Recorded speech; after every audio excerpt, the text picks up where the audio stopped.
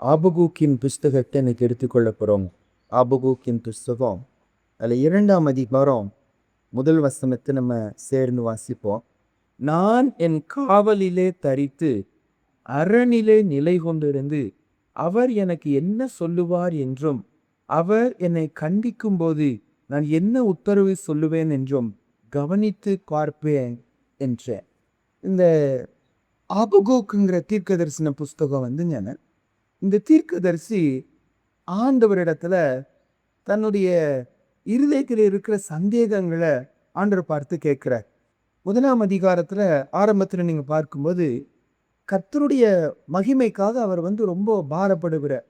கர்த்தருடைய பிள்ளைங்க ஆண்டவருக்கு பிரிய இல்லாம நடக்கிறான், வசனத்துக்கு விரோதமா நடக்கிறான், கர்த்தருக்கு கீழ்ப்படிய மாட்டேங்கிறான், தொடர்ந்து செய்து கொண்டே இருக்கிறான், என்ன செஞ்சாலும் மனம் மாற மாட்டேங்கிறாங்க, கர்த்தருடைய வார்த்தைக்கு ஒப்பு கொடுக்க மாட்டேங்கிறான். இதை பார்த்து பார்த்து பார்த்து வேதனையோடு தீர்க்கதரிசி ஆண்டரை பார்த்து கேள்வி கேட்கிற, ஆண்டவரே எவ்வளவு நாள் இப்படி நடக்கும் ஆண்டவரேன்னு சொல்லி ஆண்டருக்கு பதில் கொடுக்கிறாரு. நான் ரொம்ப நாள் இது நீடிக்க போகிறது இல்லை, நான் நியாயத்தீர்ப்பை நான் அனுப்புவேன், ஒரு ஒரு ஏதாவது பாபிலோன் ராஜாவை அனுப்புவேன், அவர்களை கொண்டு இவர்களை நான் சிட்சிப்பேன், இவர்களை மனம் திரும்புதலுக்கு கொண்டு வருவேன் என்று சொல்லி சொல்லுகிறான். அப்படியே நடக்கிற அந்த பாபிலோன் ராஜாவை ஆண்டரை அனுப்புறாரு. அந்த இஸ்ரவேல் ஜனங்கள் பயங்கரமா அவமானப்படுத்தப்படுகிறாங்க, அடிமைப்படுத்தப்படுகிறாங்க.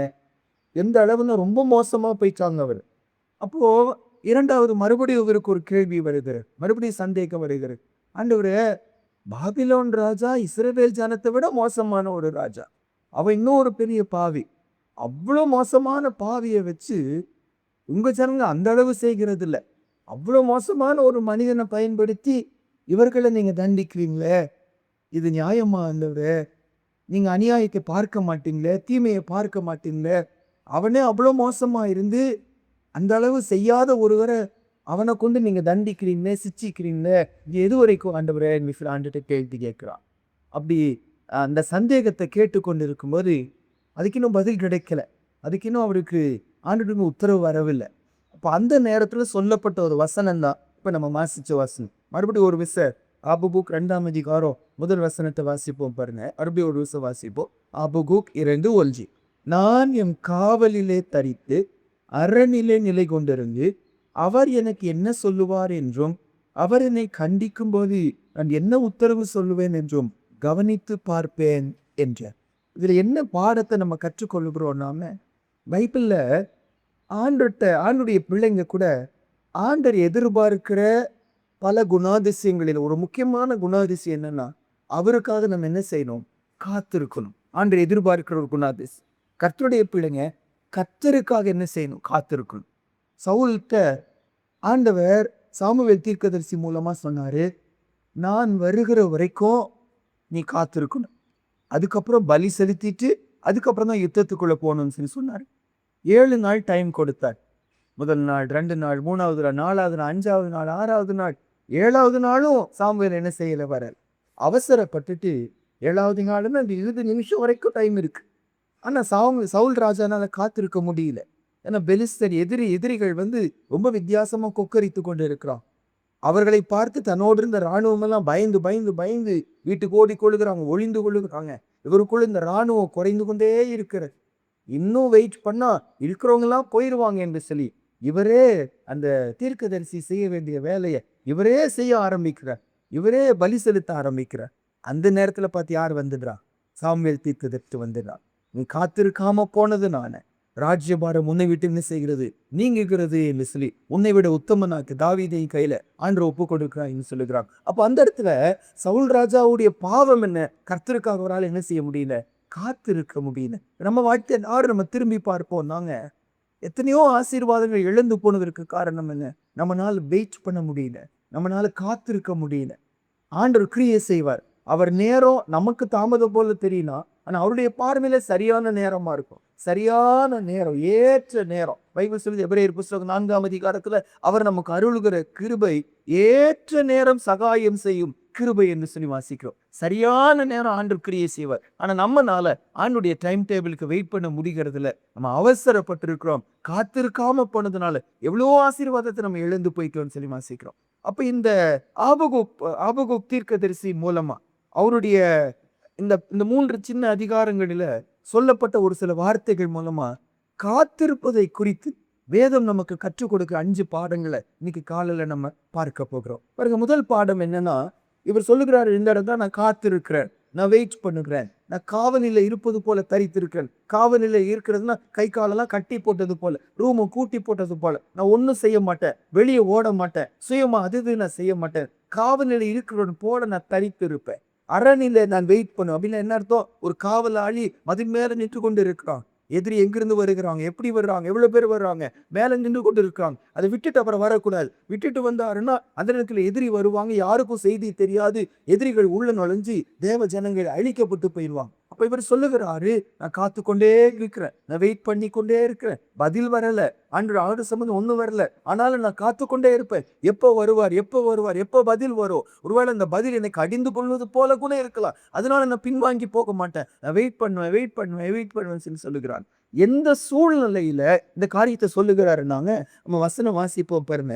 ஆபகுக் 1 அதிகாரத்துல 2, 3, 4 கர்த்தருக்காக காத்திருப்பதை குறித்து இந்த பகுதி கற்றுக் கொடுக்கிற 5 பாடங்கள் பார்க்க போகிறோம். அது முதல் பாடம் என்னன்னா, 1 அதிகாரம் 2, 3, 4 வாசிப்போம். கர்த்தாவே, நான் எதுவரைக்கும் உம்மை நோக்கி கூப்பிடுவேன், நீர் கேளாமல் இருக்கிறீரே.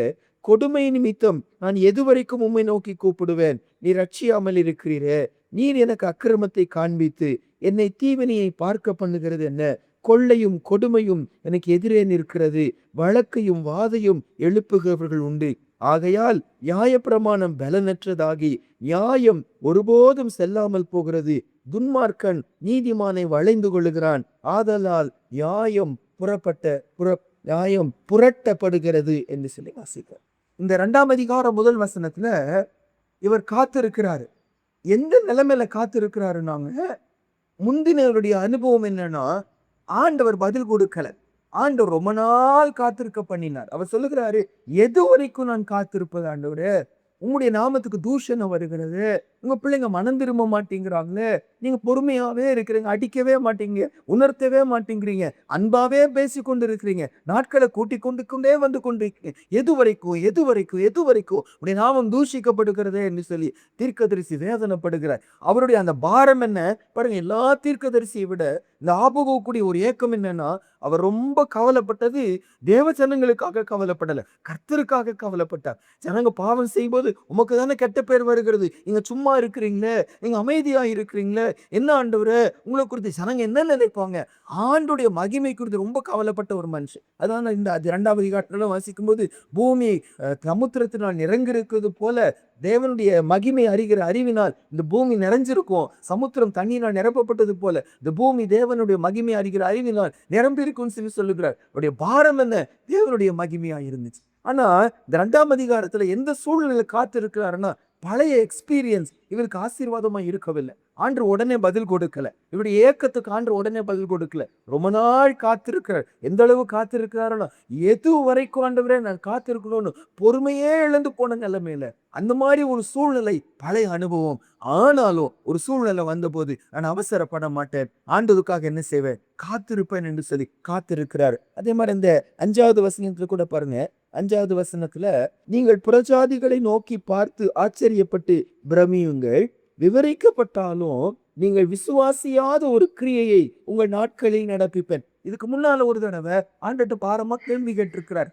அதுக்கு ஆண்டு கொடுக்கிற பதில் என்னன்னா, இவருக்கு விருப்பமான பதில் அல்ல, இவர் எதிர்பார்த்த பதில் அல்ல, இவரை நினைக்கிற மாதிரி பதில் வரல, இவர் விசுவாசிக்கிற மாதிரி பதில். அதான் ஏசப்பா சொல்றாரு, நீ விசுவாசிக்க கூடாத ஒரு கிரியை நான் நடத்திப்பேன் என்று சொல்லி முந்தின டவுட்டுக்கு கர்த்தர் பதில் கொடுக்கிறார். அப்பனா இந்த 2 அதிகாரம் 1 வசனத்துல எந்த சூழ்நிலையில கர்த்தருக்காக காத்திருக்கிறாருன்னா, இதுக்கு முன்னால அவருடைய அனுபவம் பாசிட்டிவா இருக்கல, ஆண்டு உடனே பதில் கொடுக்கல, நினைச்ச மாதிரி பதில் கொடுக்கல.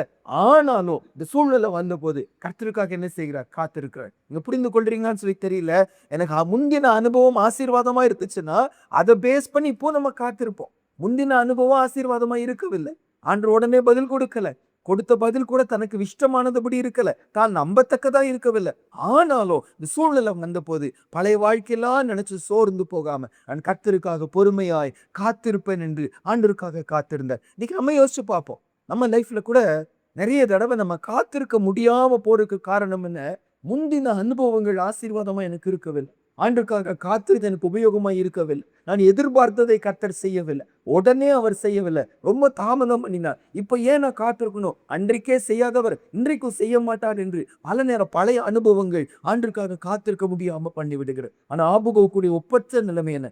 என்ன நடத்தாலும் சரி, எனக்கு நன்மை செய்பவர் கர்த்தர் தான். எனக்கு உதவி செய்கிறவர் கர்த்தர் தான். வேற எங்கேயும் நான் போக மாட்டேன். வேற யார்கிட்டயும் போக மாட்டேன். காவலில இருப்பது போல என் கை காலை கட்டி வச்சு கொள்வேன். உள்ளே உட்கார்ந்து கொண்டிருப்பேன். அவர் உதவி செய்கிற வரைக்கும். 123 சங்கீதம் 1 2 சொல்றாருல்ல, பரலோகத்துல வாசமா இருக்கிறவரே, என் கண்கள் உம்மையே நோக்கி கொண்டிருக்கிறது. உமக்காகவே நான் காத்திருப்பேன். புலம்பல் புஸ்தகம் 3 அதிகாரத்துல 25 26 வாசிப்போம் பாருங்க.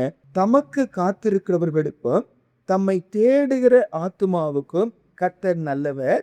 கர்த்தருடைய ரட்சிப்புக்கு நம்பிக்கையோடு காத்திருக்கிறது நல்லது. என்னதான் வழங்கால அனுபவங்கள் வித்தியாசமா இருந்தா கர்த்தருக்காக காத்திருக்கிறது நல்லது என்று சொல்லி எரேமியா சொல்லுகிறத வாசிக்கிறோம். அப்ப நம்ம லைஃப்ல கூட இந்த ஆபகுக் மூலமா ஆண்டவர் கற்றுக் கொடுக்கிறது பழைச பார்க்க வேண்டாம், மற்றவங்களை பார்க்க வேண்டாம். ஆண்டவருக்காக காத்திருப்பது நல்லது. ஆண்டவருக்காக பொறுமையாய் காத்திருப்பது நல்லது. ஏற்ற நேரம் என்று வரும் ஆண்டவர் எனக்கு கிரியை செய்வார் என்று வாசிக்கலாம். 1. இரண்டாவதாக அதே ஆபகுக்கின் புஸ்தகம் 2 அதிகாரத்துல வருவோம். 2 வசனமும் 3 வசனமும் வாசிப்போம். அப்பொழுது கர்த்தர் எனக்கு பிரதியுத்தரமாக, நீ தரிசனத்தை எழுதி அதை கடந்து ஓடுகிறவன் வாசிக்கும்படி பலகைகளிலே தீர்க்கமாய் வரை, குறித்த காலத்துக்கு தரிசனம் இன்னும் வைக்கப்பட்டிருக்கிறது. முடிவிலே அது விளங்கும். அது பொய் சொல்லாது. அது தாமதித்தாலும் அதற்கு காத்திரு. அது நிச்சயமாய் வரும். அது தாமதிப்பது இல்லை. இரண்டாவதுங்க, இவர் எந்த சூழ்நிலையில காத்திருக்கிறான்னா, ஜெபம் பண்ணும்போது ஆண்டவர் கொடுக்கிற பதில் என்ன? வெயிட் அப்படிதான் சொல்றாரு. காத்துதான் இருக்கிறாரு, பொறுமையாதான் இருக்கிறாரு. மறுபடியும் பதில் வருகிறது என்ன? இன்னும் பொறுமையாயிரு. இது இப்ப நடக்க போகிறது இல்ல. அப்பாயிண்டட் டைம் என்று உண்டு, குறித்த காலம் என்று உண்டு. இப்ப நடக்க போகிறது என்ன? அந்த சூழ்நிலையில கூட பொறுமை இழக்கவில்லை. நான் அங்க போவேன் இங்க போவேன்னு சொல்லி சொல்லவில்லை. அந்த குறித்த நேரத்துக்காக, கர்த்தருடைய நேரத்துக்காக இவர் என்ன செய்தார்? காத்திருந்தார். ஆண்டவர்கிட்ட ஜெபம் பண்றாரு. ஜெபத்துக்கு பதில் வருகிறது. நம்ம நினைச்ச மாதிரி பதில் வருகிறதுன்னு பார்த்தா பதில் என்னன்னு வருகிறது? இன்னும் நீ என்ன செய், நீ காத்திருன்னு வருகிற. காத்திருக்கிற ரொம்ப தடவை. ஆனால் திரும்பி வசனம் வருகிறது, இன்னும் நீ காத்திரு, இன்னும் நீ காத்திரு. குறித்த காலம் இன்னும் வரவில்லை. கர்த்தர் நினைச்ச நாள் இன்னும் வரவில்லை. அவர் ஏற்ற நேரம் வருவார், சரியான நேரம் வருவார். அப்போ பதில் காத்திருன்னு சொல்லி சொன்னாலும் கோவப்படலை, எரிச்சல் அடையல, பொறுமை இழக்கல. ஆண்டுக்காக என்ன செய்த? காத்திருந்த. இதுக்கு கான்ட்ராஸ்டா ஆதியாகம புஸ்தகத்துல நம்முடைய ஆபிரகாம் சாராளை குறித்து வாசிக்கிறோம். ஆபிரகாமுக்கு 75 வயது இருக்கும்போது ஆண்டுடைய வார்த்தை அவர் பக்கமா வருகிறது. குழந்தை இல்லை. 75 வயது அவருக்கு, மனைவிக்கு 65 வயது. குழந்தை இல்லை. ஆண்டு சொல்றார், வாக்கு கொடுக்கிறாரு, வானத்து நட்சத்திரங்களைப் போல, கடற்கரை மணலை போல உன் சந்ததியை நான் பெருக பண்ணுவேன் என்று சொல்லி அப்படியே விசுவாசிக்கிறார். அந்த விசுவாசம் அவருக்கு நீதியாக எண்ணப்பட்டதுன்னு பைபிள்ஸ்ன்னு சொல்லுது. வாய்ப்பில் 75 வயது இவருக்கு, மனைவிக்கு 65 வயது.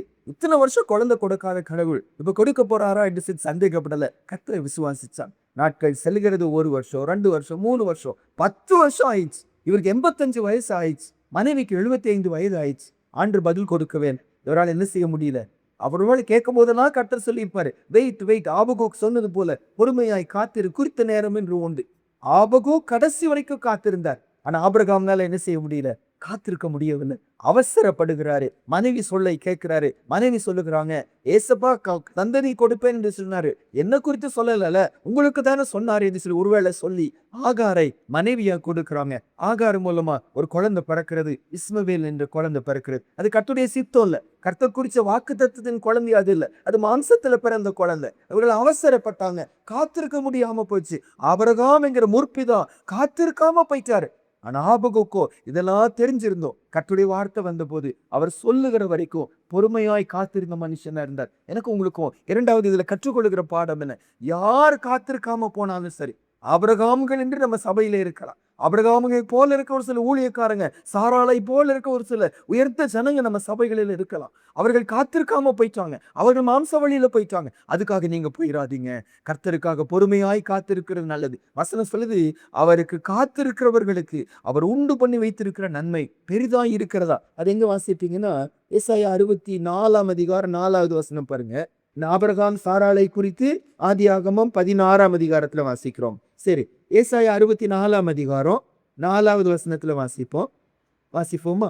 தேவனே, உமக்கு காத்திருக்கிறவர்களுக்கு நீர் செய்பவைகளை நீரே அல்லாமல் உலக தோற்றம் முதற்கொண்டு ஒருவரும் கேட்டதும் இல்லை, செவியால் உணர்ந்ததும் இல்லை, அவைகளை கண்டதும் இல்லை.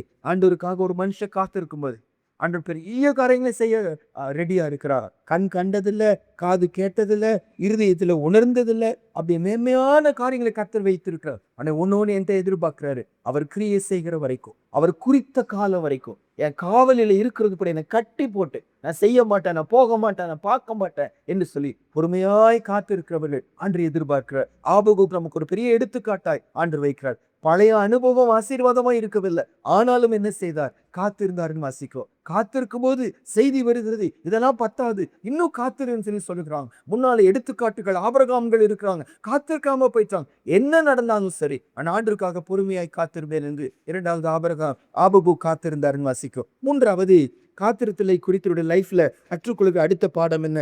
4வது வசனம் பாருங்க. 2ஆம் அதிகாரம் 4வது வசனம். ஆபகுக்கின் புஸ்தகம் 2ஆம் அதிகாரம் 4வது வசனம். நான் கர்த்தருக்காக காத்திருக்கிற மனிதனாய் இருந்தார். நம்ம இப்போ இதுக்கப்புறம் நம்ம பார்க்கிற இவரை குறித்து ஒரு 3 சாட்சிகள்.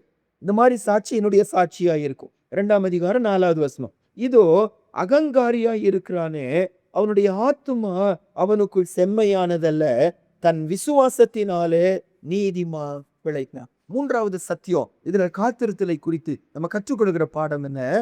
ஒரு மனுஷன் தேவனுக்காக காத்திருப்பான்னா அவன் பிழைக்கிறது, வாழ்வது கர்த்தருடைய வார்த்தை மேல என்ன செய்வான்? விசுவாசியா இருப்பான். விசுவாசத்தினாலே அந்த நீதிமான் என்ன செய்வான்? பிழைப்பான். கண்களில் பார்க்கிறாங்க, பதில் வரல. கண்களில் பார்க்கிறாங்க, எதிர்பார்த்த காரியம் நடக்கவில்லை. பார்க்கிறாங்க, நினைச்சது நடக்க மாட்டேங்குது, எல்லாம் வித்தியாசமா தான் நடக்கிறது. என்ன ஆனாலும் சரி, பார்க்கிறதை வச்சு வாழுகிறவன் கர்த்தருடைய பிள்ளை அல்ல. கர்த்தருக்காக காத்திருக்கிறவன் விசுவாசித்து பிழைப்பான். என்ன விசுவாசம்? கர்த்தர் சொன்னா கண்டிப்பா என்ன செய்வார்? நிறைவேற்றுவார். அவர் பொய் சொல்ல மாட்டார், அவர் தாமதம் பண்ண மாட்டார்.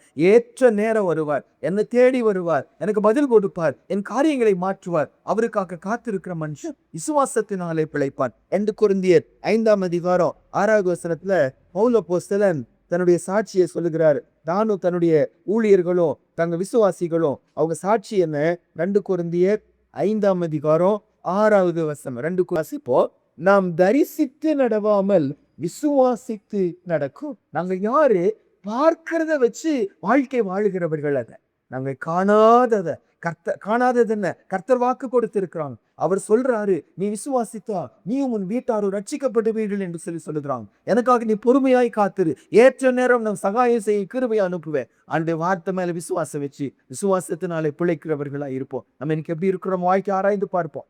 பார்க்கிறதை வச்சு நம்ம தீர்மானம் பண்ணி கோபப்பட்டு எரிச்சல் அடைந்து மாம்சத்துல போறோமா? அந்த வசனத்தை பிடித்து கொண்டு வசனம் சொன்னா வசனம் அப்படியே நடக்கும் என்று சொல்லி வசனத்துக்காக நம்ம காத்திருக்கிறவர்களாய் இருக்கோமா? கர்த்தருக்காக பொறுமையாய் காத்திருப்பது நல்லது. விசுவாச வாழ்க்கை வாழ்வோம். அடுத்தது ஆபகுக்கை குறித்து அடுத்த சாட்சி என்னன்னாங்க 3ஆம் அதிகாரத்துக்கு வருவோம். அதாவது இந்த பிரச்சனைகள் நடுவில் தேவஜனம் பாவம் செய்றாங்க. இவருக்கு முன்னாடி ஜெபம் பண்றாரு. ஜெபத்துக்கு பதிலா இவர் எதிர்பார்க்கிற மாதிரி பதில் கொடுக்கல. இன்னும் மோசமான பாவியாகிய பாபிலோன் அனுப்புறான். பாபிலோன் இன்னும் மோசமா நடந்து கொண்டே இருக்கிறான். தேவஜனத்தை பயங்கரமா கொடுமைப்படுத்துகிறான். அளவுக்கு மீறி கொடுமைப்படுத்துகிறது மட்டுமில்ல, தானா செய்வது போல, தன்னுடைய தேவர்கள் செய்தது போல, தான் கையினால உண்டாக்கின விக்கிரகங்கள் அதை செஞ்சுச்சுன்னு சொல்லி ஆண்டவருக்கு விரோதமா பெருமை பாராட்டி கொண்டிருக்கிறான். பாபிலோன் செய்து கொண்டிருக்கிறான். இந்த சூழ்நிலைகள் நடுவில் 3ஆம் அதிகாரத்துல கர்த்தரை துதிச்சு பாடுகிறார். கர்த்தரை ஸ்தோத்திரம் பண்ணி பாடுகிறார். தேசம் பாழாய் போய் கொண்டிருக்கிறது. ஜனங்க வேதனைப்படுகிறாங்க, கண்ணீர் விடுகிறாங்க, அழுகிறாங்க, உபத்திரவத்தில் துக்கப்பட்டு கொண்டு இருக்கிறாங்க. பாபிலோன் ராஜா ரொம்ப மோசமா போய் கொண்டு இருக்கிறான். அந்த சூழ்நிலையில கூட அந்த பாபகுக் வாயிலிருந்து கர்த்தரை துதிக்கிற துதி வருகிறது. அப்படி துதிக்கும் போது அவர் சொல்லுகிற நிறைய வார்த்தைகளில் ஒரு வார்த்தை பாருங்க. ஆபகுக் 3ஆம் அதிகாரம் 16வது வசனம். தான் கேட்கறது பார்க்கறதெல்லாம் ரொம்ப வித்தியாசமா இருக்கிறது. ஆனா அதுல அவருடைய ஒரு சாட்சி பாருங்க. 3ஆம் அதிகாரம் 16. நான் கேட்ட பொழுது என் குடல் குழம்பிற்று, அந்த சத்தத்துக்கு என் உதடுகள் துடித்தது, என் எலும்புகளில் உக்கல் உண்டாயிற்று, என் நிலையிலே நடுங்கினேன். ஆனாலும் எங்களோட எதிர்க்கும் ஜனங்கள் வரும்போது இக்கட்டு நாளிலே நான் இளைப்பாறுதல் அடைவேன். இவர் சொல்லுகிறாரு, அந்த அனுபவங்கள் எல்லாம் பார்க்கும்போது பயங்கர உபத்திரம், பயங்கர பாடுகள் நடுவில் கூட இவர் சொல்றாரு, எனக்கு எதிர்த்து வந்தாலும் சரி, நான் கர்த்தருக்குள்ள நான் என்ன செய்வேன்? இளைப்பாறுதல் அடைவேன். நான் இளைப்பாறுவேன் என்ன அர்த்தம்? அவருக்குள்ள நான் களி கூறுவேன், அவருக்குள்ள நான் பொறுமையா இருப்பேன், அவருக்குள்ள நான் ரெஸ்ட் எடுத்துக் கொள்வேன், கர்த்தருக்குள்ள நான் சமாதானமா இருப்பேன் என்று சொல்லி சொல்லுகிறான். 119 சங்கீதத்துல 49, 50வது வசனம் வாசிப்போம். ஆபகுக்குடைய அனுபவம் என்னன்னாங்க, பாடுகள், உபத்திரவங்கள், ஜபத்துக்கு பதில் வரல, வித்தியாசமான பதில் வருகிறது, ஆண்டு சொல்லுகிற நாள் தள்ளி தள்ளி போய்கொண்டே இருக்கிறது, ஆனாலும் நான் இளைப்பாறுதல் அடைவேன் என்று சொல்லி சொல்லுகிறான். 119 சங்கீதம் 49, 50. நீர் என்னை நம்ப பண்ணின வசனத்தை அடியேனுக்காக நினைத்தருளும், அதுவே என் சிறுமையில் எனக்கு ஆறுதல், உம்முடைய வாக்கு என்ன உயிர்ப்பித்தது. சூழ்நிலைகள் வித்தியாசமா தான் இருக்கிறது, ஆனா வாக்க நினைச்சு பார்க்கிறாரு, உயிர்ப்பிக்கப்படுகிறார் என்று வாசிக்கிறோம். சூழ்நிலை டிஃபரெண்டா இருக்கிறது. குடல் கொருள் வேதனைப்படுகிறது போல அந்த இடத்துல சொல்றாரு 3ஆம் அதிகாரம் 16வது வசனத்துல, என் குடல் குழம்புகிறது, என் உதடுகள் துடிக்கிறது, என் எலும்புகளில் உக்கள் உண்டாகிறது, நான் நடுக்கிச்சுக்கிறேன். அந்த மாதிரி சூழ்நிலைகள் நடுவில் கூட அவர் சொல்லுகிறாரு, கர்த்தருக்குள் நான் உயிர்ப்பிக்கப்படுகிறேன், கர்த்தருக்குள் நான் இளைப்பாறுதல் அடைவேன். அவனுடைய பிள்ளைக்கு ஆண்டவர் கொடுக்கிற ஒரு பெரிய பாக்கியம் என்ன? சுத்தி எவ்வளவுதான் மோசமா சூழ்நிலைகள் நடந்தால் கர்த்தருக்குள்ள நமக்கு என்ன இருக்கு? ரெஸ்ட் இருக்கு, அவருக்குள்ள இளைப்பாறுதல் இருக்கு. ஏன்னா அவருடைய வார்த்தையை நம்பிக்கும், ஆண்டவர் சொன்னா செய்வாரு. இன்னைக்கு வர வர வர வார்த்தைக்கு விரோதமா மகன் போயிட்டே இருக்கலாம், வார்த்தைக்கு விரோதமா குடும்பத்தார் போய்கொண்டே இருக்கலாம். ஆனா ஆண்டுடைய வார்த்தை போய் போகாது. நான் கண்ணில் பார்த்து வாழுகிறவர்கள் அல்ல, நம்ம விசுவாசித்து வாழுகிறவர்கள், வசனத்தை விசுவாசித்து வாழுகிறவர்கள். வசனத்தை சூழ்நிலை பார்த்தா உக்கல் உண்டாகிறது, சூழ்நிலை பார்த்தா குடும்பத்தை பார்த்தா நடுக்கம் உண்டாகிறது. ஆனா வசனத்தை பார்ப்போம், இளைப்பாறுதல் அடைவர். ஆபகூக் இளைப்பாறுதல் அடைந்தவராக இருந்தார். கடைசியா அந்த ஆபகூக்கின் புஸ்தகம் 3ஆம் அதிகாரம் 17, 18 வாசிப்போம் பாருங்க. அத்தி மரம் துளிர் விடாமல் போனாலும், திராட்சை செடிகளில் பழம் உண்டாகாமல் போனாலும், ஒலிவ மரத்தின் பலனற்று போனாலும், வயல்கள் தானியத்தை விளைவியாமல் போனாலும், கிடையில் ஆட்டு மந்தைகள் முதலற்று போனாலும், தொழுவத்திலே மாடு இல்லாமல் போனாலும், நான் கர்த்தருக்குள் மகிழ்ச்சியாயிருப்பேன், என் ரட்சிப்பின் தேவனுக்குள் களி கூறுவேன். அதாவது இங்க சொல்லப்பட்ட 6 வார்த்தைகள் பயன்படுத்துறார். அத்தி மரம், திராட்சை செடி, ஒலிவ மரம், வயல்கள், ஆட்டு மந்தைகள், மாட்டு மந்தைகள். இதுதான், இந்த 6 தான் அன்றைக்கு தேவ ஜனத்துக்கு சோர்ஸ் ஆஃப் இன்கம். அது மூலமா தான் உங்களுக்கு சம்பளம் வரும், காசு வரும், குடும்பத்தை நடத்த முடியும். ஆனா இவர் சொல்லுகிறாரு, வருகிற உபத்திரவத்தினால அத்தனையும் இல்லாம போகலாம். அப்படின்னா சாப்பாடுக்கு வழியே இல்லாம போனாலும் சரி, நான் மரண நிலைமைக்கு போனாலும் சரி, நான் கவலைப்பட மாட்டேன், கர்த்தருக்குள்ள நினைச்சுவேன், மகிழ்ச்சியா இருப்பேன், என் தேவனுக்குள் களி கூறுவேன். எப்படி முடியுதுன்னு சொன்னா, ஆண்டவர் வாக்கு கொடுத்தாரு, குறித்த நேரம் என்று சொல்லியிருக்காரு. அவர் குறித்த நேரம் வருவாரு, குறித்த நேரம் வரமாட்டேங்குது, லேட் ஆட்டே போகுது, அத்தி மரம் எல்லாம் துளிர் விடாம போயிட்டு இருக்கிறது, நான் நம்புகிற பூமிக்கு நம்பிக்கையெல்லாம் அற்று போகிறது, ஆனாலும் கவலைப்பட மாட்டேன், சொல்லிட்டாரு, அவர் செய்வாரு. கர்த்தருக்குள் களி கூறுவேன், என் தேவனுக்குள் நான் மேன்மை பாராட்டுவேன், கர்த்தருக்குள் நான் மகிழ்ச்சியா இருப்பேன். கர்த்தருக்காக காத்திருக்கிற மனுஷன். 5 காரியங்கள் காலையில் நம்மோடு கூட ஆண்டு பேச, என்ன பழைய அனுபவங்கள் வித்தியாசமா இருந்தாலும் ஆண்டருக்காக நான் பொறுமையாய் காத்திருப்பேன் என்று சொல்லுகிறாரு. 2வது, நான் காத்திருக்கும் போது இன்னும் காத்திரு வார்த்தை வருகிறது. நீ காத்திருக்கிறது பத்தல, நீ பொறுமையா இருக்கிறது பத்தல, கோவப்படல, எரிச்சல் நடல, ஆண்டருக்காக காத்திரன் வார்த்தை வருகிறது. வார்த்தை வந்துச்சுல, நான் பொறுமையாய் காத்திருப்பேன், குறித்த காலம் எங்கு உண்டு, அந்த குறித்த காலம் கர்த்தர் செய்து முடிப்பார். காத்திருக்கிற மனுஷன் தரிசித்து நடக்க மாட்டாங்க, காத்திருத்து மனுஷன் விசுவாசித்து நடப்பாங்கன்னு வாசிக்கிறோம். காத்திருக்கிற மனுஷன் கர்த்தருக்குள் இளைப்பாறுதல் அடைவான், டென்ஷன் ஆக மாட்டாங்க, எரிச்சல் அடைய மாட்டாங்க, கர்த்தருக்குள் ரெஸ்ட் எடுக்கிறவர்களா இருப்பான். கடைசியா காத்திருக்கிற மனுஷன் வெறும் இளைப்பாறுதல் மட்டுமல்ல, கர்த்தருக்குள் களி கூறுகிறவனா இருப்பான். என்ன சூழ்நிலை வந்தாலும் சோர்ந்து போக மாட்டாங்க, கர்த்தரை துதிக்கிறவங்களா இருப்பாங்க. ஒப்பு கொடுப்போம். இன்னைக்கு காலையில ஒருவேளை பொறுமை இழந்த நிலைமையில், ஆண்டவே எத்தனை நாள் ஆண்டவே, எவ்வளவு நாள் அப்போ அன்பு காட்டுவது, எவ்வளவு நாள் விட்டு கொடுப்பது, எவ்வளவு நாள் நான் பொறுமையாய் இருப்பது, வர வர வர அதிகமாக்கிட்டே போக்குறது, இன்னும் மோசமா விக்கிரகாராதனைக்குள்ள போறாங்களே, இன்னும் மோசமா ஆபத்துக்குள்ள போறாங்களே, உமக்கு இன்னும் எதிர்த்து நின்று கொண்டே இருக்கிறாங்களே, வார்த்தைகள் அதிகமாய் பேசிக்கொண்டே இருக்கிறாங்களே, பிரச்சனை அதிகமாய் போகிறது. ஆண்டவர் சொல்றாரு, குறித்த நேரம் என்று உண்டு மகனே, an appointed time is there. ஆண்டவர் குறிச்ச நேரம் என்று உண்டு. அந்த நாள் வரும்போது காரியங்கள் சரியாகும் என்று ஆண்டு எதிர்பார்க்கிறாரு. அவசரப்படாத மகனே, மகளே, அவசரப்படாத, மாம்ச வழிக்கு போயிடாத. மாம்ச வழிக்கு போன சவுல் ராஜா ராஜ்யபாரத்தை இழந்து போனாங்க. மாம்ச வழிக்கு போன ஆபிரகாம், சாராய் காலா காலத்துக்கு ஒரு வேதனை உண்டாக்குகிற இஸ்மவேல் சந்ததி பிறப்பதற்கு காரணமாய்த்தாம். நீங்க நம்பி போக போறீங்களா அல்லது கர்த்தருக்காக பொறுமையாய் காத்திருக்கிறீங்களா? ஆண்டவருக்காக காத்திருக்கும் போது அவர் நமக்கு செய்பவைகளை கண் கண்டதில்ல, காது கேட்டதில்ல, இருதயத்துல எந்த மனுஷனும் உணர்த்ததே இல்லாத பெரிய காரியங்களை கர்த்தர் செய்வார். அவருக்காக பொறுமையாய் காத்திருப்பது நல்லது. ஏற்ற நேரம் சகாயம் செய்யும் கிருபையுடையவர் நம்முடைய தேவன். காத்திருப்போம், விசுவாசத்துல வாழ்வோம், அவருக்குள்ள இளைப்பாறுதல் அடைவோம், கர்த்தருக்குள்ள களி கூறுவோம், ஆண்டவருக்குள்ள சந்தோஷப்படுவோம். என்ன சூழ்நிலை வந்தாலும் சூழ்நிலைகளை பார்க்காம, கண்களில் பார்க்கிறவர்களின் தீர்மானிக்காம வார்த்தையை விசுவாசிப்போம். ஆண்டவர் நமக்கு கிருபை கொடுப்பாரு. மகா பரிசுத்தமுள்ள எங்கள் நல்ல தகப்பனே, அங்கிருந்து காலவெளிக்காக நாம் நன்றி செலுத்துகிறோம். ஒருவேளை இந்த வசனத்தை கேட்டுக்கொண்டிருக்கிற தியானித்து கொண்டிருக்கிற நாங்கள் அல்லது ஐயோ உலகத்தின் இன்னொரு மூலையில இருந்து இந்த வசனத்தை கேட்டுக்கொண்டிருக்கவங்க கூட ஆண்டவரே எவ்வளவு நாள் ஆண்டவரே எதுவரைக்கும் ஆண்டவரே என்று சொல்லி கண்ணீரோடு கொண்டிருக்கும் போது நீ கால மிக பக்கமா வருகிற வசனத்துக்காக ஸ்தோத்திரம். உங்க தீர்க்கதரிசியை எங்க மகனை எங்க முன்னால சாட்சியா நிறுத்தி என்ன சூழ்நிலையோ அவர் பொறுமை இழக்கவே இல்லையே, உங்க மேல நம்பிக்கை இழக்கவே இல்லையே, உங்களுக்காக காவலில் இருக்கிறது போல தன்னை கட்டி போட்டு நான் செய்ய மாட்டேன், நான் மாம்சத்துல போக மாட்டேன், நான் அவசரப்பட மாட்டேன், மனுஷனை தேடி போக மாட்டேன், மாம்சமான முயற்சி நான் செய்ய மாட்டேன், நான் அவருக்காக காவலில் காத்திருந்து நான் நிலை கொண்டிருப்பேன் என்று சொல்லுகிற உங்க மகனையும் முன்னாடி நிறுத்தி இன்றைக்குரிய ஆபபூக்கள் இங்கே என்று கேள்வி எங்க பக்கமா வருவதற்காக சொல்றோம். ஆபபூக்கை அப்படி நிலைநிறுத்துகிற ஆண்டவர் நீங்க தான் ஆண்டவர். எங்களை நிலைநிறுத்த வந்தவராக இருக்கிறீங்க. உங்க கையில ஒப்பு கொடுக்கிறோம். ஆண்டவருக்காக காத்திருந்து புது பலன் அடைந்து கழிவுகளை போல செத்தைகள் எடுத்து எழும்புகிற ஒரு கூட்டங்கள் இன்றைக்கு இருக்கிறதற்காக ஸ்தோத்திரம். அந்த கூட்டத்துல நாங்களும் ஒரு பங்காய் எங்களும் ஒரு பங்கு கிடைக்கிறதுக்காக ஸ்தோத்திரம். உங்க வசனம் எங்க பக்கமா வருமானா எங்க மேல நம்பிக்கை வைக்கிறீங்க இசப்பா.